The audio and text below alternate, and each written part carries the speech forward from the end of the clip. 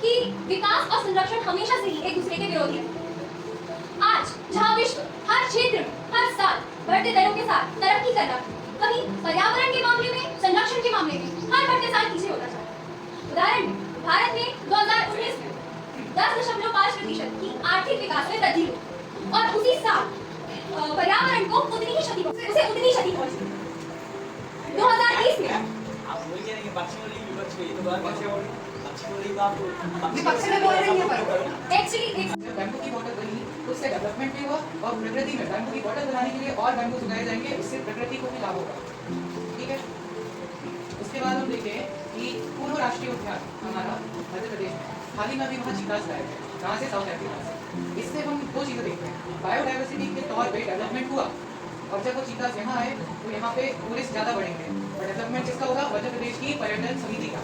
जब हम इसको एनालाइज करते हैं तो डेवलपमेंट भी होता है और साथ में जो नेचुरल भी है, नेचुरल चीज़ें भी बढ़ती है। तो दैट अगर सीधे जल में जाएगा क्योंकि इसकी निकासी का कोई व्यवस्था ही नहीं किया जाता।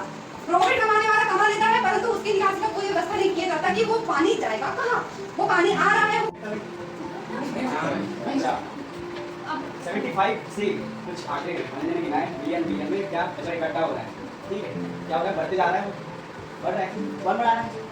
अनन्या बढ़ा रही है। ठीक है, सब कुछ कर रहे हैं, उसी को फेंक रहे हैं, वो इकट्ठा हो रहा है, वो सब गिर रहा है, उसको डंप होते जा रहा है, बढ़ते जा रहा है।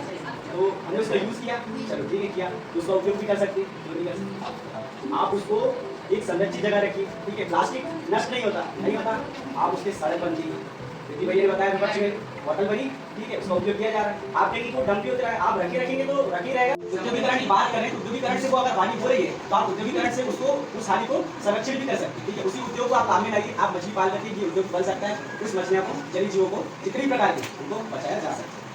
रासायनिक खाद आप ही करना चाहें, रासायनिक खाद डालना नहीं डालना, क्या करना चाहिए? डालना चाहिए नहीं डालना चाहिए? नहीं डालना चाहिए। डालते हैं तो केंचुए मर जाते हैं। एक साल मैं खेती करता हूँ, ठीक है, एक साल आप मेरे घर आ जाइए बिना रासायनिक खाद के, मुझे खेती करके दिखा दी, मैं मान जाऊंगा मेरी फसल अगर 100 में से ऊंची हो जाए तो ठीक है। जब तक आप उसका उपयोग नहीं करते, जब तक आप रासायनिक खाद का उपयोग नहीं कर सकते, अभी हमारी पृथ्वी का वातावरण ही ऐसा हो गया है। ठीक है, अगर आप रासायनिक खाद का उपयोग नहीं करेंगे तो आपकी फसल अच्छे से नहीं हो पाएगी, लेकिन उससे हानि भी हो रही है। लेकिन हमें ये जो बात को सुनो, अगर नहीं समझ सुनो पहले, हमें ये किसानों को बताना होगा। किसान जो है वो अभी उतना शिक्षित नहीं है या है, ये जितना भी है पर वो अपनी समझ से नहीं समझते। क्यों? क्योंकि जो खाद है,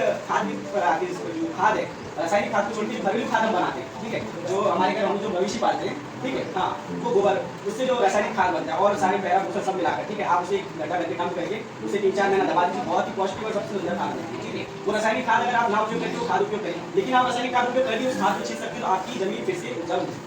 ठीक है, लेकिन रासायनिक खाद का उपयोग करना पड़ता है। ये क्यों करना पड़ता है? क्योंकि आज का टेम्परेचर, आज का वातावरण, अभी आप देख रहे हैं कितनी धूप है, इस साल का टेम्परेचर 45-50 चले जाएगा, उससे पृथ्वी पे और असर पड़ेगा। जमीन को भी पता है कि कार्बन डाइऑक्साइड निकल रही नहीं निकल रही? ठीक है, निकल रही। आपको पता है कार्बन डाइऑक्साइड निकल रही है, लेकिन वो आपकी जरूरत है, तेल का उपयोग करना आपकी जरूरत है। दूसरी बात, जितना ज्यादा जल जमीन में भरा रहेगा उससे क्या होगा? जो जल है जिस जमीन में है वो जमीन अम्लीय हो जाएगी। ये बात हमने कर दी। वो जो जमीन है वो अम्लीय हो जाएगा, फिर उसमें फसल भी नहीं पा सकता। विकास और संरक्षण एक साथ नहीं हो सकता, पर हाँ हम इन दोनों को मैनेज करके चल सकते हैं। बस